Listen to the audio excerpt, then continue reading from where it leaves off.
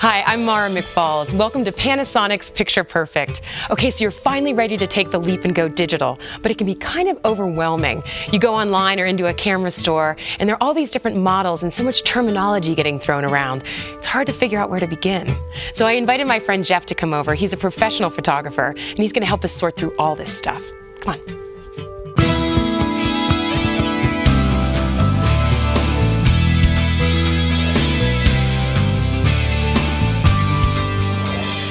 Hey Jeff, thanks for coming over today. Now, I have touted to everybody that you are the camera expert, and so I'm going to need your help picking out one of these digital cameras. Well, it can get kind of confusing, can it? Yeah, seriously. Now, I'm not a camera salesman, Okay. but I could probably answer a few questions for you. But I'd like you to answer a question for me first. What do you want to do with this camera? Okay, so right now I have a film camera, and it's big and has lots of fancy attachments and things. Okay. And I never take it out of the camera bag.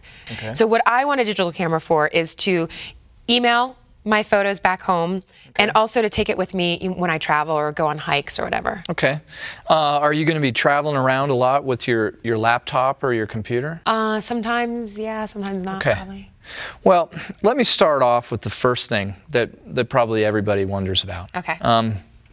And that's the term megapixels. Megapixels, yes. Right. Do you know what a megapixel is? No, but everybody was talking about it in the store, and I have no idea. It doesn't make sense to me. Well, any camera store that you go to, electronics store that sells cameras, is going to tell you about megapixels. That you talk to the salesman behind the counter, and he's going to say, yeah, this has this many megapixels, and so on and so forth. Basically, what that refers to is, the resolution of the camera. Okay. Okay, the size of the image and how big you can enlarge that image. Okay.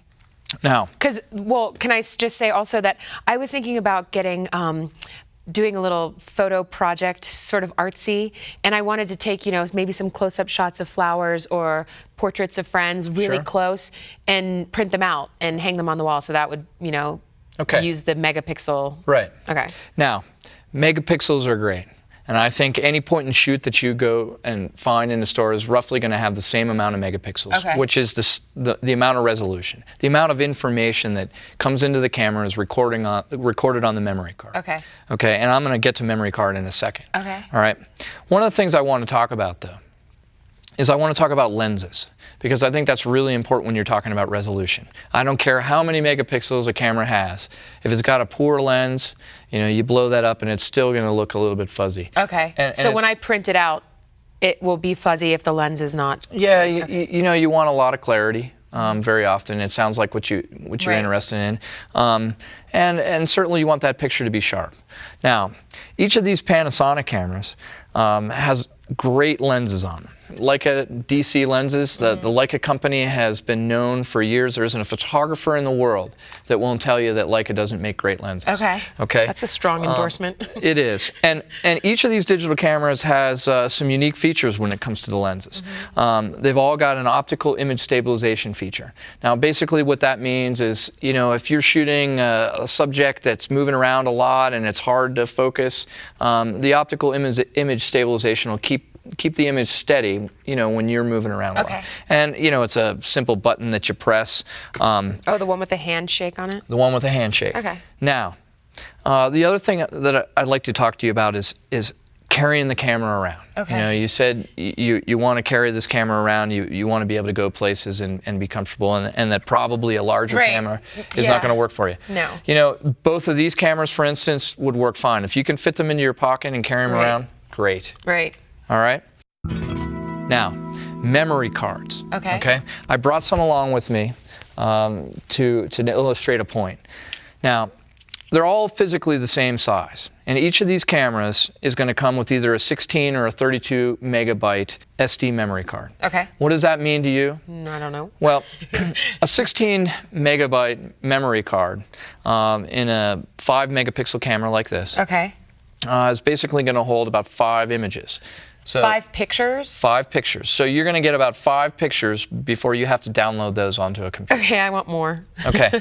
Now, we've got a gigabyte here. Basically what that means is 1 gigabyte is 1,000 megabytes. With that 1 gigabyte card in this camera, you probably get almost 400 images. Okay, that sounds perfect, because then you don't have to delete any of the the pictures. I hate that. I have friends that bring their digital cameras everywhere, and then it gets full, and they have to delete them right on the spot. Right. I hate making those kinds of decisions. I would tell you that don't ever delete any images off your memory card until you've downloaded everything into the computer. Now, the other great thing about digital photography and a 1 gigabyte card, for instance, 1 gigabyte card, if it holds almost 400 images, is roughly 10 rolls of film.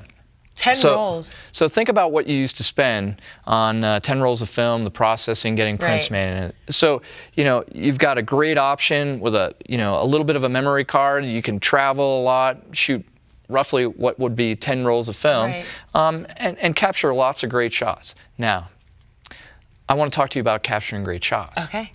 All right.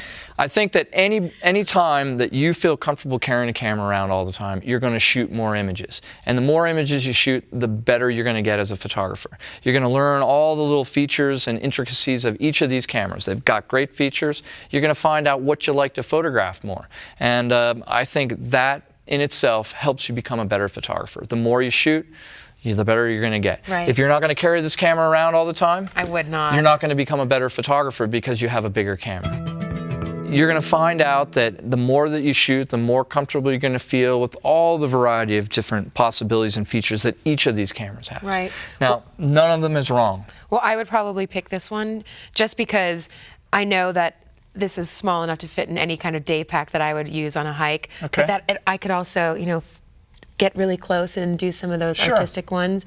And I have this project in mind that I wanted to take portraits of all of my friends and just, getting up close and doing that thing with the light. To find out more ways to get that picture perfect, go to www.panasonic.com/Lumix.